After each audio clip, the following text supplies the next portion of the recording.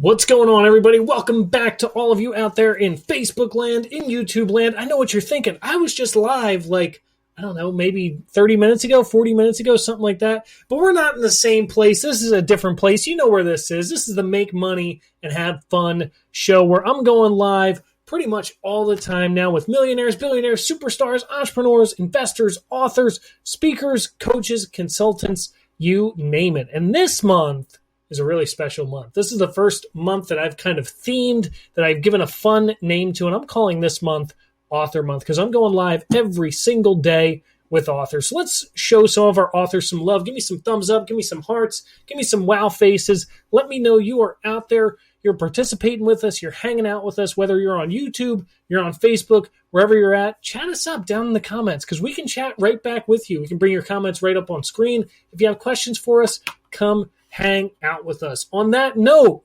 I got to remind everybody where we are. My motto in life is make money and have fun. I'm on a mission to show everyone how to make money, yeah, and have fun. I'm all about making money and having fun.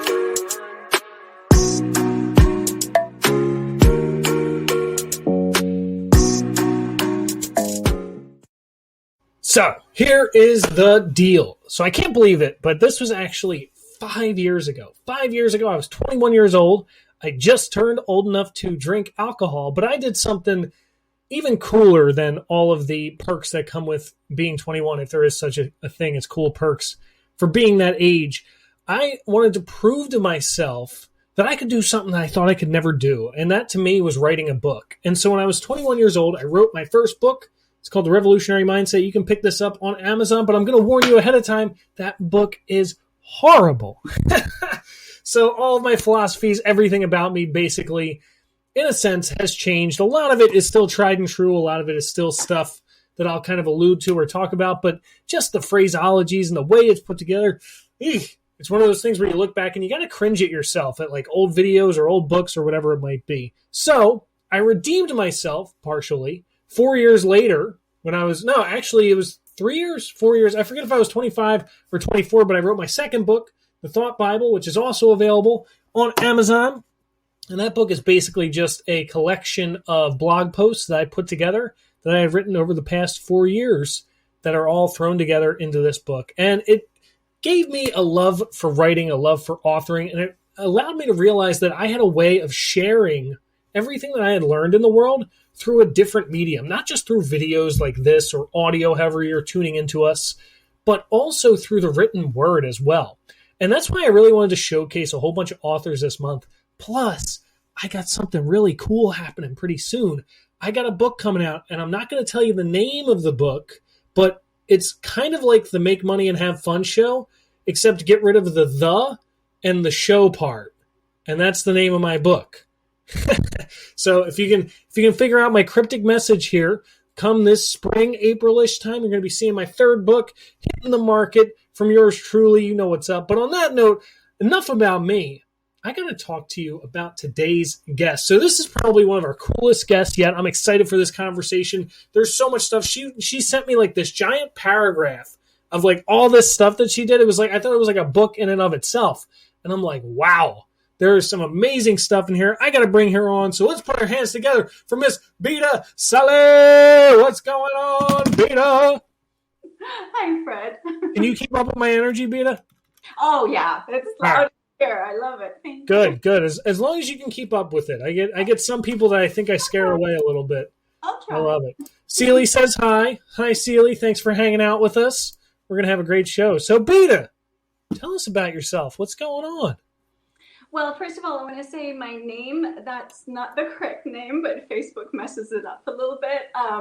So anyway, I want to tell you about how I started on this journey of writing a book. Okay. And I'm going to date myself here. So, Hey, you want to see something cool real quick? Check this out. Boom, look at that. Thank you. I got you. Don't worry. So 35 years ago, and I think it's great that you were 21 and wrote a book. I think that's amazing. But 35 years ago, I graduated from dental school. And like any other dental student, I thought that I wanted to open a practice and start practicing dentistry. So I did that. And then very quickly, I realized that I didn't know anything about business. And not only that, but I realized that a lot of my patients who came to me, what they wanted to do was immediately run out the door. And so, like any other dentist, you reach a certain plateau. And then after that, you think to yourself, how do I improve? How do I go beyond this plateau? And for me, I realized I was an empath. So I was feeling all my patients' feelings and as if I was going through it. So when a patient came in and they had fear and anxiety, I knew that not only did I feel it, but I was going through it as though it was happening to me. So it was very difficult. And I realized in order to get over that, how to solve that was I had to go back to school and learn how to, number one, not allow myself to absorb everybody's feelings. And also, I needed a way that didn't involve pharmaceuticals so I could help my patients. So to help myself, I had to help my patients.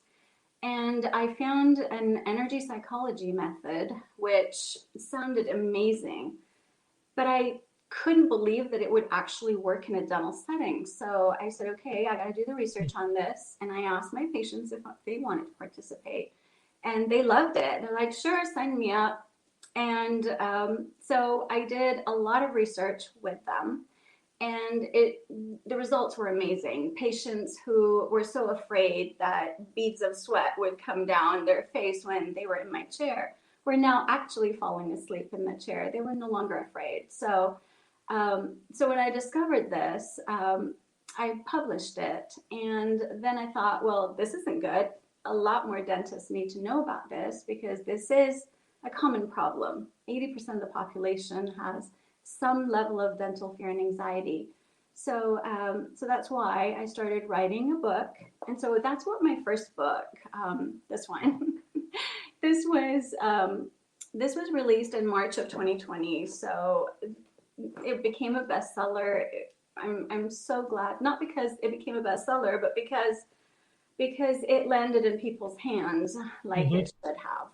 And but then after I wrote this book, I quickly realized that there's more to sustaining profitability than just dental fear and anxiety. And at that point, I was a certified coach. And I said, I need to write a book just like I sit down with my clients and I take them through what they need to do to get to sustain profitability. I need to write a book with that angle. And so that's why I wrote the second book. There we go. And this one, the ebook's just released in January of this year, and the paperback will come out in May.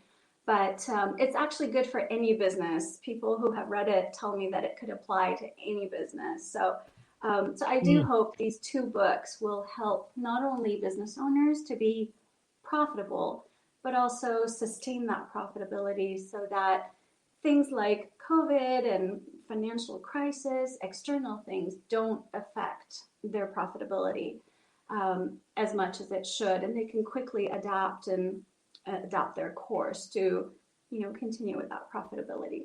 I love that. It's such a different spin on what I normally talk about on this show, and just different things that most people look at when they look to either entrepreneurship or financial literacy or things like that. I love that it's kind of run through the medium of dentistry, which I think is just so much fun. So how did you get into dentistry in the first place? Most people, when they get into dentistry, they just want to help. They want to serve. And my father was a surgeon, so I kind of grew up in a hospital setting, and I saw how much he helped people, and I always wanted to be in the position where I could help somebody and help them with their health. And I loved dentistry because it had an artistic factor to it, and it was creative, but also it was scientific. So it just kind of all, it just kind of all went together. Interesting. I love that. You know what's funny? I've never been afraid of a dentist. Yes. I don't know why. I'm like, I never understood, like, people have like this thing. They're like, back at the dentist today. I'm like, Whatever. I don't know. I never had that thing. That's a really good point, Fred. A lot of your age group are not afraid because they've never had a bad experience. But if you look at up to like the 40, 50-year olds, they've all had bad experiences. And it doesn't even have to be a bad experience in a dental chair. It could be that someone had a drowning experience, which was a horrible negative experience in their past. And so they think going to the dentist is going to be safe because they're no way near any water. And what happens is they sit in a dental chair and we start working in their mouth and we're putting water in their mouth. And all of a sudden, that water in their mouth will trigger that drowning experience for them. So it just all of a sudden, all that experience comes back as if they're going through it again.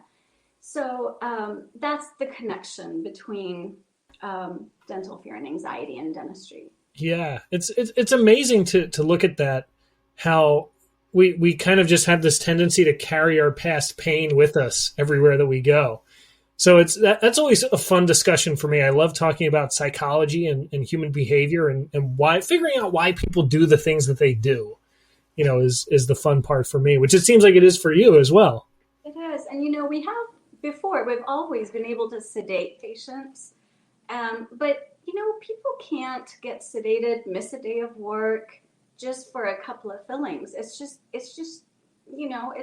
I can understand like if they have a full mouth reconstruction, they could undergo sedation. But just for regular everyday dentistry, patients don't have the luxury of going for sedation all the time. So there had to be another way that didn't involve pharmaceuticals. Got it. Yeah, absolutely. So do you feel like books have been like your best medium for kind of sharing everything with the world? As that kind of opened it up for you?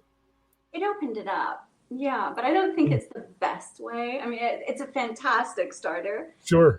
And you have to, you got to sit with people and listen and kind of meet them where they're at.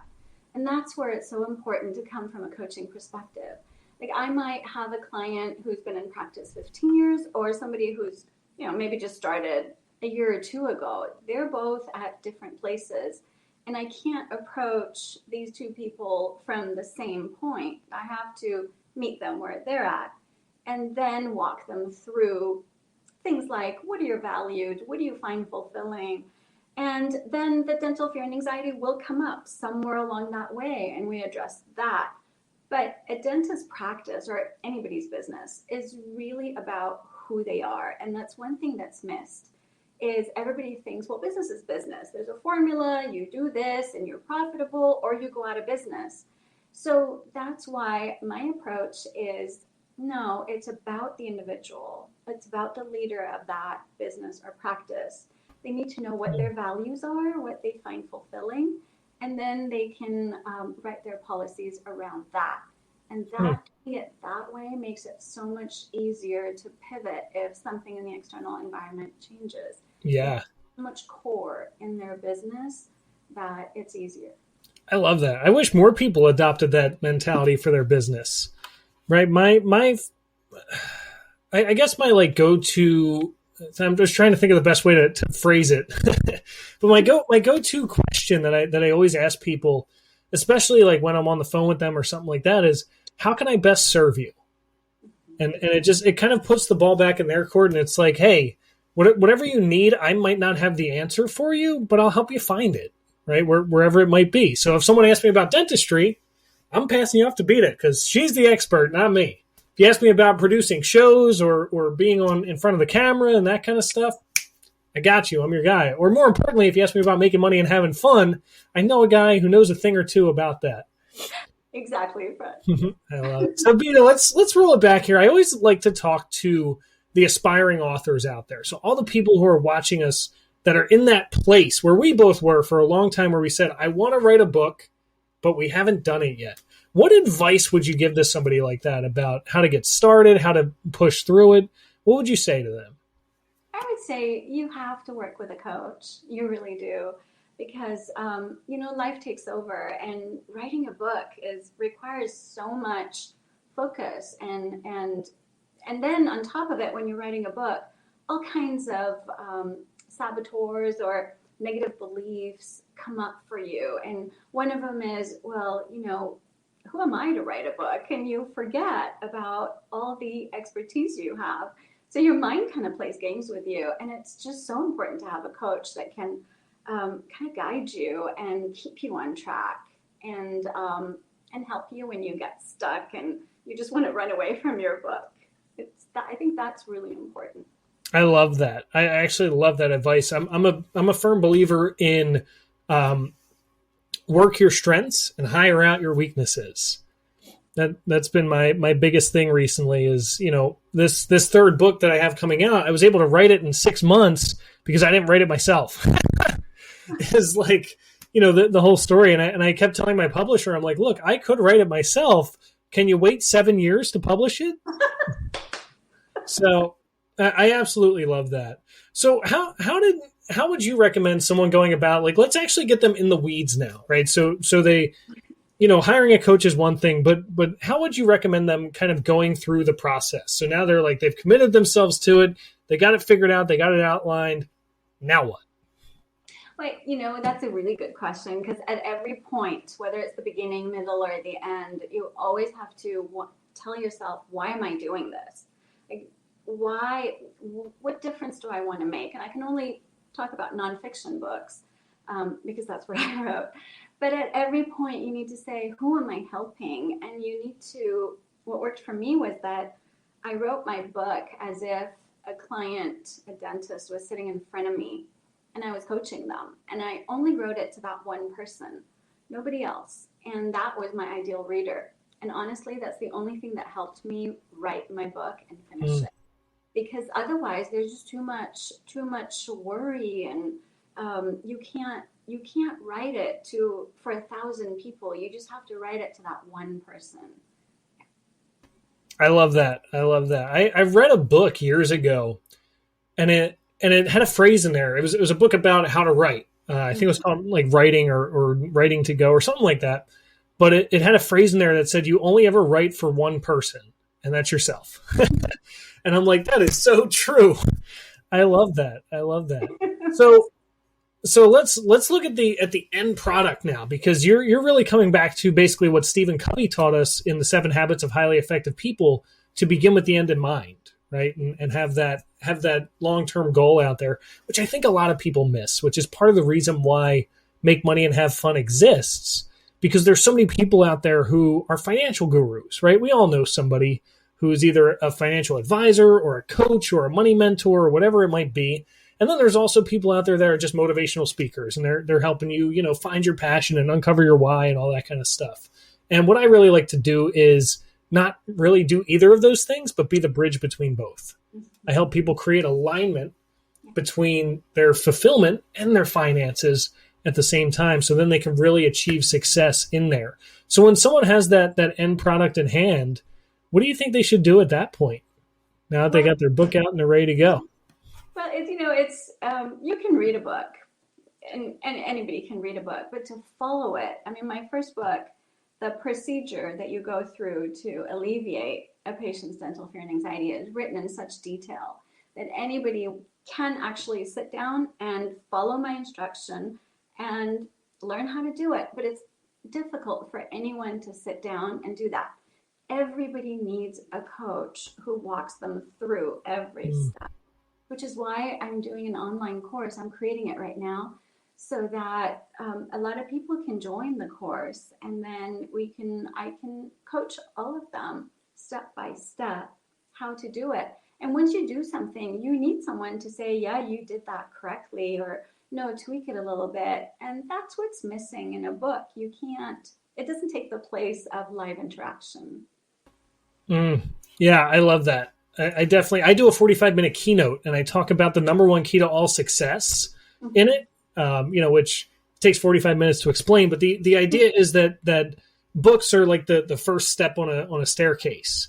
And then it's all the other stuff that we do on top of that allows us to reach that level of success, whatever that might look like for us at that point. But I definitely totally agree with you.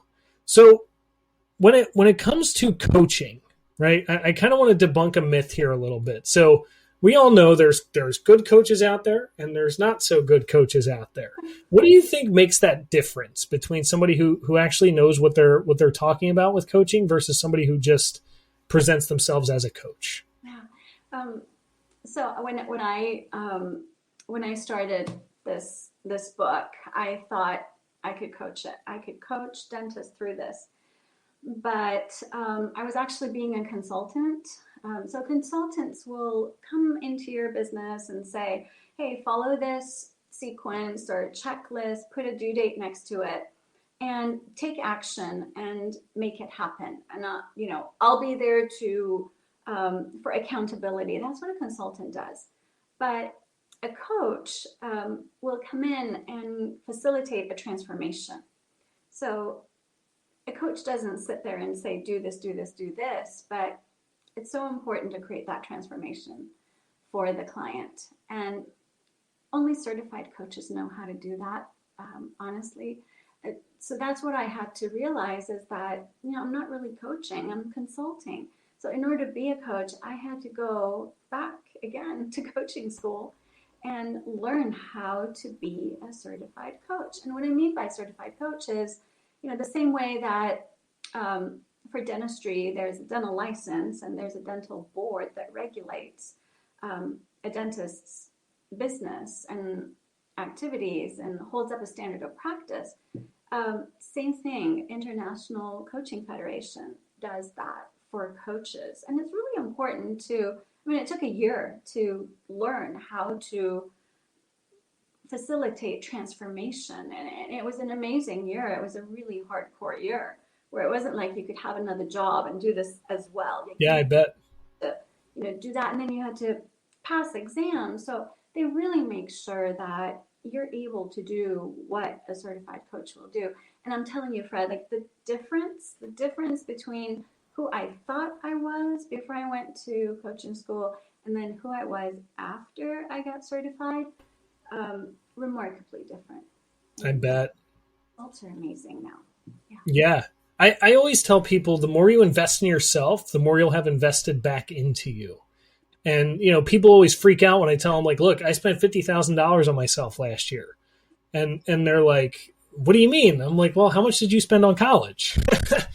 and it just really comes down to, I think, like you're saying, what's the end goal for you? How much of a priority is it to you to actually have this get done? And what's that worth? Because, money is simply just, it's a byproduct of value exchange, right? I put a post up actually earlier today on my Facebook page. And I said, did you know, you might not even know this, Bita, but I asked everybody, I said, did you know that if you just focused on making $500 per day, every day, for 5 days a week, you could make $120,000 a year and still have the weekends off. Mm-hmm. Right? People always look at this like 6-figure business as like a big scary monster. Yeah. But when we reverse engineer stuff and when we walk it down backwards is actually easier than forward when it comes to money. It's the weirdest thing. Yeah. So just $500 a day could change your life. And when you say that, that's so true. But conceptually, people hear that and they say, okay, but they can't do it without a coach. It's very hard. Exactly. So what you just said in 5 minutes might take a year of coaching for someone to be able to get you that. Sure.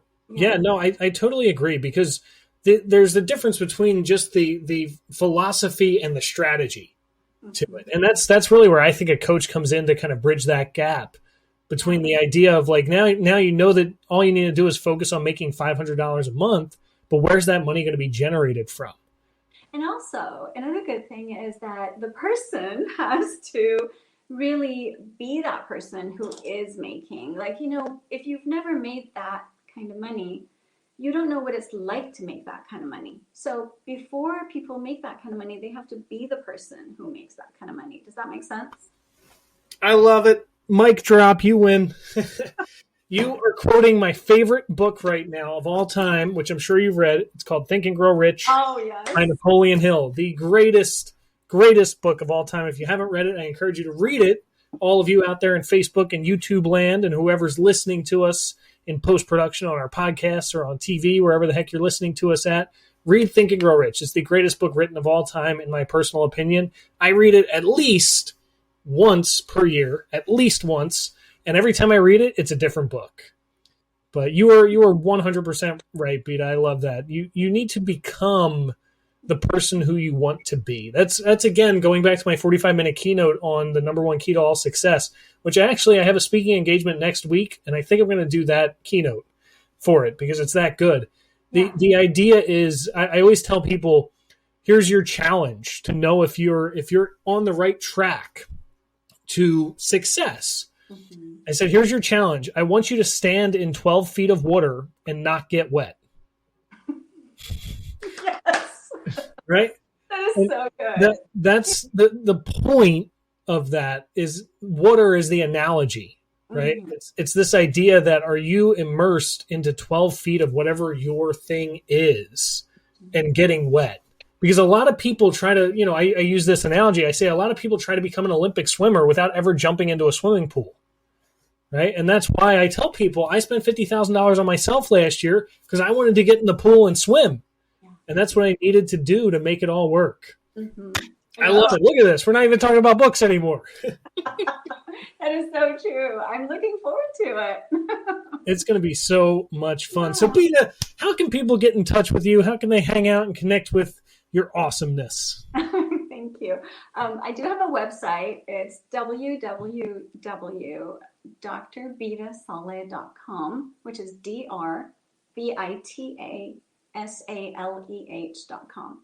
And you can go in there and you can contact me through there, or you can just send me an email, which is hello@drbitasaleh.com. Thank you, Fred. Yeah, those are the best ways. I check it all the time, and anytime I get a question, I read it myself. Nobody else reads it but me, and I respond. I would love communication. All right, look at you. You're all hooked up. You got the drbitasaleh.com. Yeah. I actually love this email. This is great. hello@drbitasaleh.com. I'm using that. I'm gonna have hello@fredpatimo.com. That'll be next. Yeah. I love it. Bita, what last words of wisdom or pieces of advice would you like to impart on our audience before we, unfortunately, have to say goodbye today? I know. Well, it's so much fun. I know. So what I want to say is for everyone out there, if you have any dental fear and anxiety, either tell your dentist and have them contact me. I'll teach them the process, or come to me yourself and we can do it online, or after this whole COVID thing is over, we can meet in person. So the reason I wrote the first book was to change dentistry so that no one's afraid of it. No one needs to have anxiety when they have dental treatment. I love it. Bita, thank you so much for being here. This was awesome stuff. The coolest thing, I gotta say this before we go, the coolest thing about what I'm doing this month is I have no idea what I'm going to talk about. It like none whatsoever. Like half the time I bring these people on, I don't even know what book they wrote. I knew yours because you sent me the giant paragraph that I skimmed through. But you're so good, Fred. You did a great job. Thank you. I've done this once or twice before. I think so. Hobby of mine. I appreciate it. So for everybody out there hanging out with us, we will see you again very soon. Bye. Have a good one, guys. See ya.